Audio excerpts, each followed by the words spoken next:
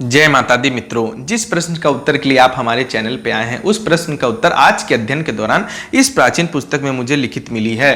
तो चलिए सीधे पुस्तक में लिखित जानकारी मैं आप सभी को बताता हूं, क्योंकि मेरी कही गई बातों को लोग गलत साबित कर सकते हैं लेकिन शास्त्र में लिखित बातों को कोई गलत साबित नहीं कर सकता। तो चलिए शुरू करते हैं।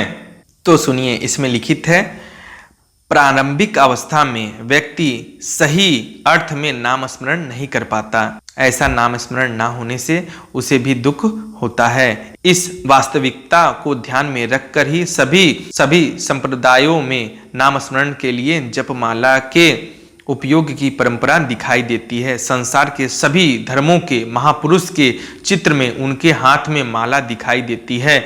इस प्रकार प्रारंभिक अवस्था में जपमाला नामस्मरण के अभ्यास को बढ़ाने के लिए सर्वमान्य साधन मानी गई है। यहाँ इतना कहना पर्याप्त होगा कि नाम उच्चारण के साथ नामी का अनुसाधन ना होने पर भी ऐसा जप बिल्कुल ही व्यर्थ हो जाता है।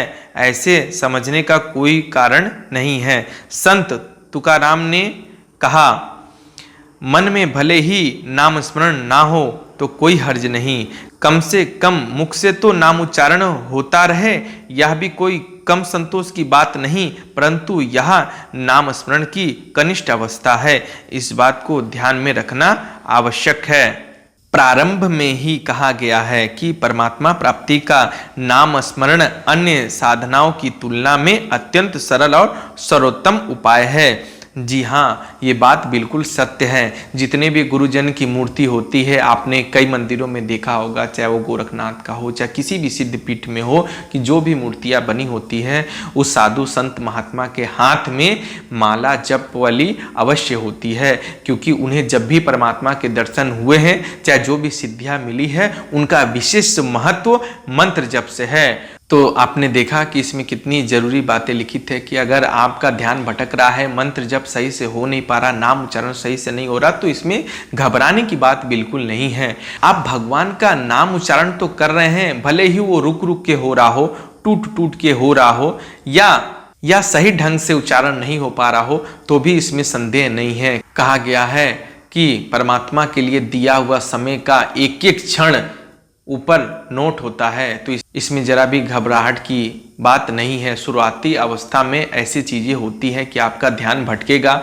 मन विचलित होगा, मन में गंदे विचार आएंगे। ये सारी समस्या शुरुआत में सभी के साथ होती है, बस सभी आपसे कहते नहीं है, सभी बातें आपसे छुपाते हैं। तो आपको ऐसा लगता है कि मेरे साथ ही ऐसा हो रहा है, यानी मैं उस योग्य नहीं हूं, तो आप मंत्र जप छोड़ देते हैं। तो आप ऐसी गलती बिल्कुल ना करें। आप मंत्र जप हमेशा करते रहें। एक न एक दिन परमात्मा आपके अंदर की गंदगी को, गंदे विचार को जरूर नष्ट कर देंगे, इसमें जरा भी संदेह नहीं है। परमात्मा भी चाहते हैं कि मेरे भक्त मुझे बुलाएं, मेरी आराधना करें और मैं उनके सारे कष्टों को दूर करके सही मार्ग में करूं और उनकी सफलता का मैं साधन बनूं। तो इसी के लिए आप मंत्र जप कभी ना छोड़ें। कोशिश करें कि आप एक दिन में कम से कम एक माला यानी 108 बार तो मंत्र जप अवश्य करें, क्योंकि इससे आपके जीवन में बहुत सारे बदलाव आना शुरू हो जाएंगे। इसमें थोड़ा भी संदेह नहीं है। मंत्र जप का इतनी विशेष जानकारियां इस शास्त्र में लिखित है कि मैं आपको कह नहीं सकता। इसीलिए कम शब्दों में मैं आपसे बस इतना कहूंगा कि अगर आपको भगवान के दर्शन करने हो या करने की इच्छा है, तो आपको एक सरल उपाय मैं बता दूं कि वो मंत्र जप ही है। आप कितना भी साधना कर लें, कितना भी आराधना कर लें, कितना भी पाठ कर लें, लेकिन उससे सबसे सर्वोत्तम होता है मंत्र जप। मंत्र जप करने से आपसे और परमात्मा से सीधे संबंध जुड़ जाता है। इसीलिए मंत्र जप का विशेष महत्व शास्त्रों व पुराणों में लिखित पाया गया है। लेकिन आप मंत्र जप करने से बिल्कुल ना घबराएं, आप मंत्र जप हमेशा करते रहें। बस ध्यान देने वाली बात यह है कि आप मंत्र जप शुद्ध अवस्था में करें। हमेशा मंत्र जप करने से पहले स्नान कर लें। मंत्र जप से पहले आप शुद्ध अवस्था में हो, इस बात का आप विशेष ध्यान दें और आचमन इत्यादि करके ही मंत्र जप करें। मंत्र जप में इतनी सारी शक्तियां विद्यमान होती है कि उसका कोई मोल ही नहीं। जैसे नवाण मंत्र होता है, ओम ऐम ब्रीम क्लीम चामुंडाय विच्चे,